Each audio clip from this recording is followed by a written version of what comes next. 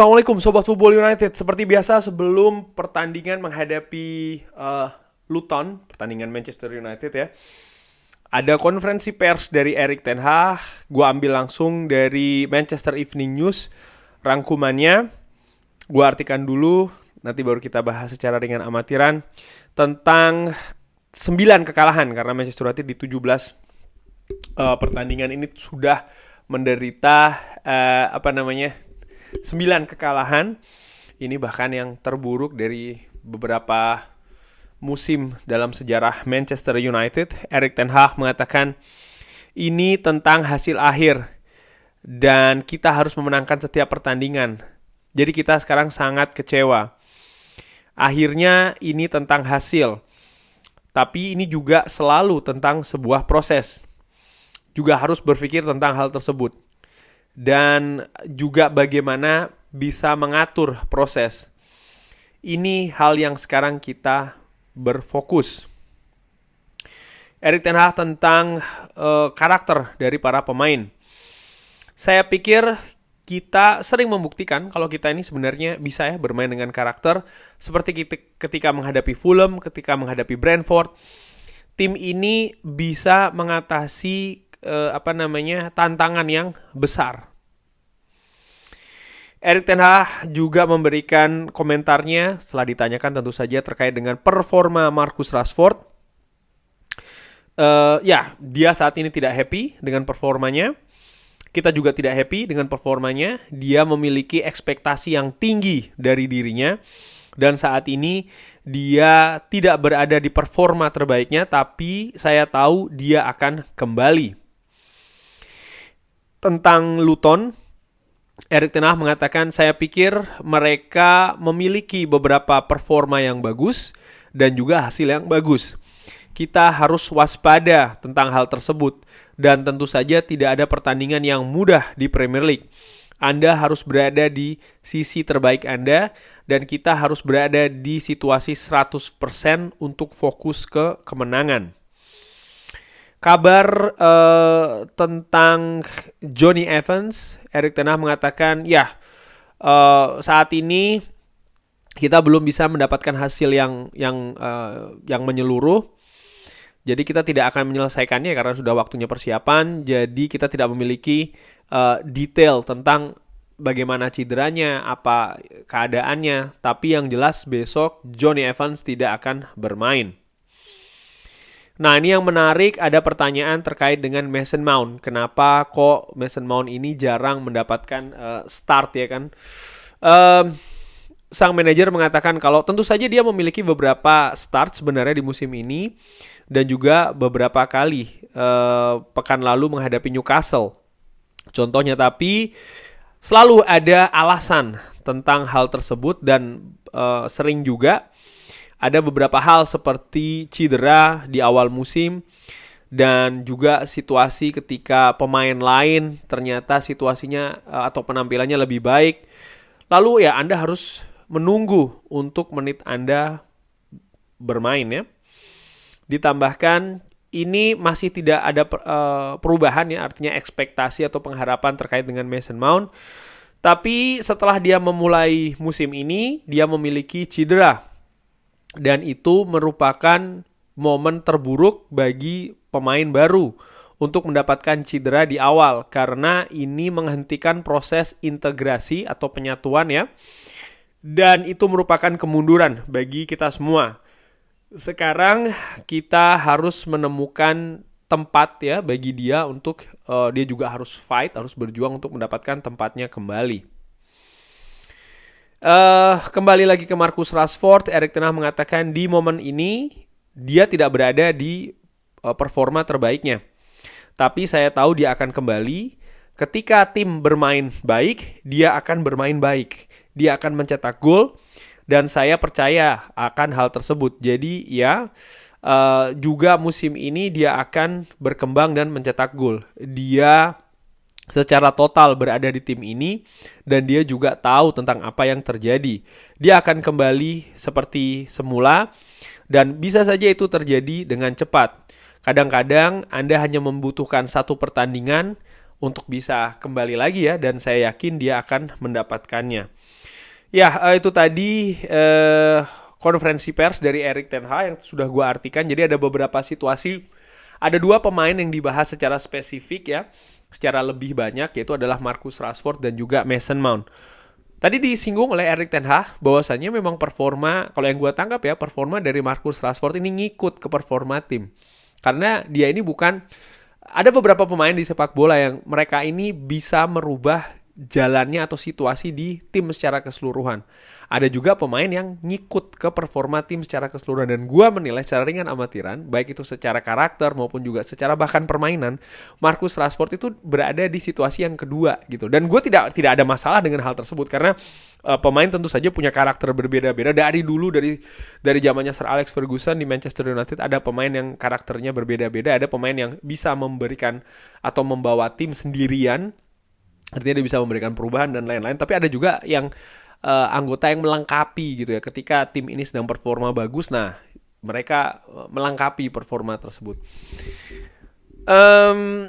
Situasi dari Marcus Rashford, gua menilai pemain ini kalau dihentikan, artinya dia jarang diberi kesempatan, justru akan lebih drop.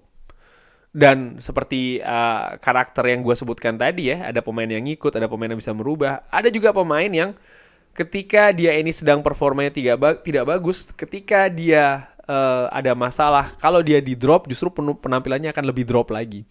Ada karakter seperti itu. Ada pemain yang kalau dia tampilnya tidak bagus, dia butuh istirahat dulu. Ada juga yang demikian. Salah satu yang gue ingat, pemain yang ketika tampilannya drop tapi justru harus dimainkan lebih untuk bisa meningkatkan performanya adalah Wayne Rooney. Dan gue melihat Marcus Rashford juga demikian nih. Karena pemain ini sebenarnya dari sisi kepercayaan diri agak fragile. Jangan lupa 2 musim lalu Marcus Rashford juga tampilannya jeblok beserta dengan situasi tim secara keseluruhan. Tapi banyak juga yang lupa, dan ini gue heran ya kenapa bisa lupa. Musim lalu Marcus Rashford fantastis, 30 gol, luar biasa. Membawa Manchester United, artinya membawa dari sisi gol ya, dia banyak sekali. Tentu saja ini juga seirama dengan penampilan Manchester United secara kolektif yang juga luar biasa musim lalu. Dan musim ini, Manchester United sampai dengan sejauh ini belum oke nih. Dan gue harapkan Manchester United atau Marcus Rashford dalam hal ini bisa segera tune in gitu loh. Ketika pertandingan menghadapi FC Copenhagen, Marcus Rashford dimainkan di kanan, dan dia bisa bermain lebih bagus di sana. Artinya jika dibandingkan dengan situasi di kiri. Walaupun demikian, gue tetap menilai bahwa Marcus Rashford punya kemampuan yang bagus, lebih bagus di sisi sebelah kiri. Oke, ada Garnacho yang beberapa pertandingan juga tampil bagus, dan itu merupakan fakta ya. Dan saat ini kalau harus memilih, ya gue lebih memilih Alejandro Garnacho untuk ditempatkan di posisi sebelah kiri. Kalau melihat penampilannya ketika menghadapi FC Copenhagen, di mana Alejandro Garnacho dalam menyerang dan juga bertahan sangat luar biasa nih. Nah, terkait dengan situasi Marcus Rashford di sayap kiri, gue juga melihat bagaimana sih perubahan komposisi di daerah sebelah kiri untuk Manchester United. Ya, musim ini tidak ada Tyrell Malacia, bahkan tidak ada Luke Shaw, pemain yang musim lalu banyak bekerja sama dengan Marcus Rashford di sisi sebelah kiri. Ada kesepahaman yang sudah terbangun nampaknya di antara kedua pemain ini, dan ketika pemain lain yang menggantikan, chemistry itu nampaknya tidak seerat ketika Luke Shaw maupun Marcus Rashford bermain. Ini mengingatkan gua ketika zamannya Sir Alex Ferguson ya, bagaimana Gary Neville dan juga David Beckham di sisi sebelah kanan, mereka chemistry-nya sangat kuat, bondingnya sangat kuat, dan ini penting gitu menurut gua. Dan sering sekali di dunia sepak bola, apalagi di Manchester United, hal demikian ini matters gitu ya, dan terjadi beneran. Mungkin secara ringan amatiran itu juga yang menjadikan kenapa Marcus Rashford sampai dengan saat ini belum segacor musim lalu. Dan kepercayaan diri sekali lagi ini juga gue lihat ada yang turun ya, bagaimana Marcus Rashford tidak se-happy situasinya, atmosfernya dengan dibandingkan musim lalu. Ya mungkin ada ya performa tim yang tidak baik musim ini sampai dengan sejauh ini. Situasi klub juga banyak ketidakpastian di sana. Hal-hal demikian menurut gue yang memberikan dalam tanda kutip kontribusi ya ke mood ataupun situasi psikologis bagi Marcus Rashford. Semoga dia bisa membaik. Dan Mason Mount, gue juga sepakat dengan yang Erik ten Hag katakan, artinya begini. Banyak juga yang gue sendiri juga meragukan tadi, kenapa kok Mason Mount jarang tampil. Oh iya, ternyata bener dia ada cedera di awal, dan proses integrasi ini penting. Pemain baru masuk, dia butuh proses integrasi dan proses menyatu gitu ya. Dan apalagi dia ya menurut gue punya posisi yang penting gitu loh. Dan ketika dia cedera, dia absen, proses integrasi ini kan mandek. Dan ketika dia harus tampil masuk lagi, ternyata seperti kayak situasi beberapa pertandingan terakhir. Scott McTominay tampilannya luar biasa. Sofyan Amrabat tampilannya luar biasa. Christian Eriksen juga tampil bagus di beberapa kesempatan, sehingga ya Mason Mount kalau di sistem kompetisi ya akhirnya dia harus dalam tanda kutip nunggu dulu nih.